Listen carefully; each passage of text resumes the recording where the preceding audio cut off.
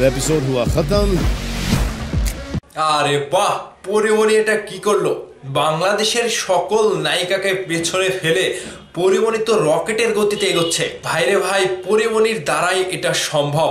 এবার পরিমণির টার্গেট বলিউডের সালমান খান এবং বিগ বস। ভাই ব্রাদার্স, এই কথাটা সত্য। এটা নিয়ে দেখলাম অনেক নিউজও হয়েছে।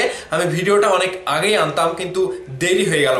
পরিমণি যে একটা স্ট্যাটাস দিয়েছে, বিগ বসের জায়গা নাকি বিগ বস কোনটা আপনারা বুঝতে পেরেছেন? বিগ বস হচ্ছে ইন্ডিয়ার টিভি শো এর একটা বড় শো, যেখানকার হোস্ট হচ্ছে বলিউডের একজন কিং খান কিংবা সুপারস্টার মেগাস্টার যেটাই বলেন, সালমান খান সেই অনুষ্ঠানটির হোস্টিং করে এবং তিনি সেখানে বিগ বসের যত কয়টা শো রয়েছে প্রত্যেকটা শোতে কিন্তু সালমান খান থাকে। তাহলে এই যে পরিমণি বাংলাদেশ থেকে এই প্রথম, আমি জানি না বিগ বসের আগে কোনো বাংলাদেশি তারকা গিয়েছে কিনা, পরিমণি এই স্ট্যাটাসটি দেওয়ার পরে রীতিমতো একটা হুল্লোড় বেঁধে গিয়েছে। টিভি মিডিয়া প্রত্যেকটা অনলাইন থেকে কিন্তু এই নিউজটা করা হচ্ছে যে পরিমণি এবার বিগ বসে চলে যাবে। যাই হোক, যেটাই হচ্ছে ভালো হচ্ছে, কিন্তু পরিমণি সেই বিগ বসে গিয়ে সেখানকার কতটুকু কি প্রাধান্য পাবে কিংবা সেখানে কতটুকু ভালো পারফরমেন্স করতে পারবে সেটা একটা দেখার বিষয়। কারণ আপনাদেরকে বিগ বসের সেই শো সম্বন্ধে একটু ধারণা দেয়, এতটা সহজও না। কিন্তু সেখানে যারা শোয়ে উপস্থিত হয়, এক কথায় বলিউডের বড় বড় তারকা থেকে শুরু করে, শিল্পী থেকে শুরু করে, বড় বড় যারা সিনেমায় কাজ করে কিংবা চলচ্চিত্রে যারা অভিনয় শিল্পীরা রয়েছে, সকলে কিন্তু সেখানে যায়। সেখানকার হোস্ট সালমান খান, যেখানে মেগাস্টার শাকিব খানের ইন্ডাস্ট্রির ক্যারিয়ারের যে নায়িকাগুলো থাকে সেই নায়িকাগুলো থেকেও কিন্তু কেউ যেতে পারেনি এখন পর্যন্ত।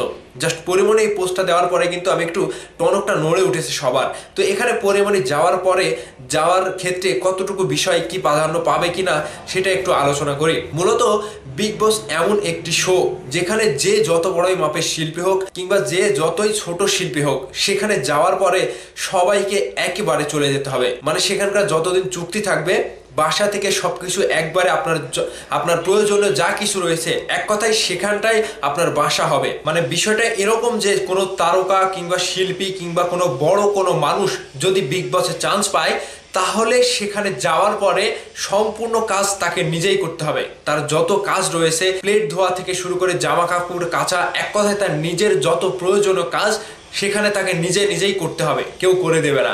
এখন ওই যে বিছানা গোছানো, ঘর গোছানো, ঘর ঝাড়ু দেওয়া, মানে সেখানকার টয়লেটও পরিষ্কার নিজেকেই করতে হয়। এগুলো কিন্তু অনেক কঠিন, সকলে কিন্তু এগুলো করতে পারে না। তো এই যে এত বড় একটা অনুষ্ঠানে এত বড় রুলস অনুযায়ী পরিমণি কি থাকতে পারবে? আবারও এমনটাও রয়েছে যে আপনি সেখান থেকে চুক্তি শেষ না হওয়া পর্যন্ত ইচ্ছে করলে বের হয়ে আসতে পারবেন না। মানে একেবারে আপনি যদি বড় কোনো ধরনের অসুস্থ না হন কিংবা আপনার শরীর মানে শারীরিক অবস্থা যদি একেবারে মানে খুবই খারাপ অবস্থায় চলে যায়, তবে কিন্তু আপনি সেখান থেকে বের হয়ে আসতে পারবেন কিংবা চিকিৎসার জন্য আপনাকে বের করে দেওয়া হবে। তো সেই জায়গা থেকে বাংলাদেশের যত নায়িকা রয়েছে, আমার মনে হয় এরা তো বাড়িতে একটা প্লেটও ধুয়ে খায় না, একটা মানে নিজের কাপড় পোশাক আশাক তো ধুয়ে দেখে না। তো এখন এই যে বাংলাদেশের নায়িকারা সেখানে গেলে কিংবা পরিমণি সেখানে গেলে কতটুকু তার জন্য সহজ হবে।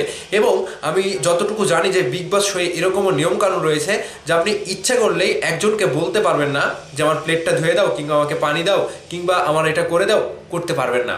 এটা হচ্ছে বিশাল একটা বড় রুলস। সেখানকার সবগুলো নিজের যত যাবতীয় কাজ রয়েছে, আমি ওই যে বললাম না, বিছানা গোছানো, ঘর ঝাড়ু দেওয়া, আপনার টয়লেট পরিষ্কার করা, নিজের প্লেট ধোয়া কিংবা আপনার নিজের কাপড় চোপড় ধোয়া, সব কিছু আপনাকে নিজে করতে হবে।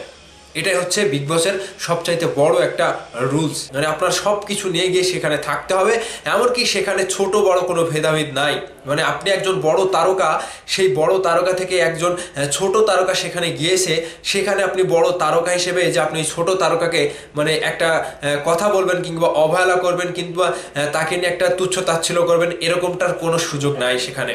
মানে ছোট বড় কোনো ভেদাভেদ এক কথায় সেখানে নাই।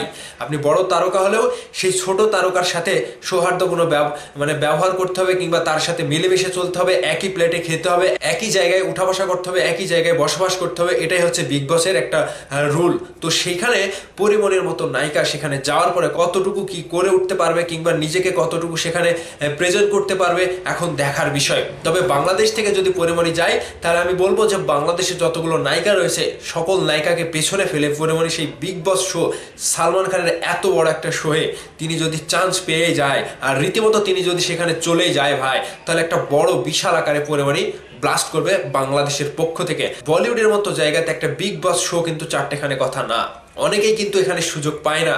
তো এবার পরিমণি হয়তো সেই সুযোগটা পেয়েই গিয়েছে। তিনি এবার দেখা যাক বাংলাদেশের মুখ কতটা উজ্জ্বল করতে পারে, এবং পরিমণি যে বাংলাদেশের একজন নায়িকা হয়ে নিজের ইন্ডাস্ট্রি নিয়ে সেখানে গিয়ে কতটুকু কি করতে পারে।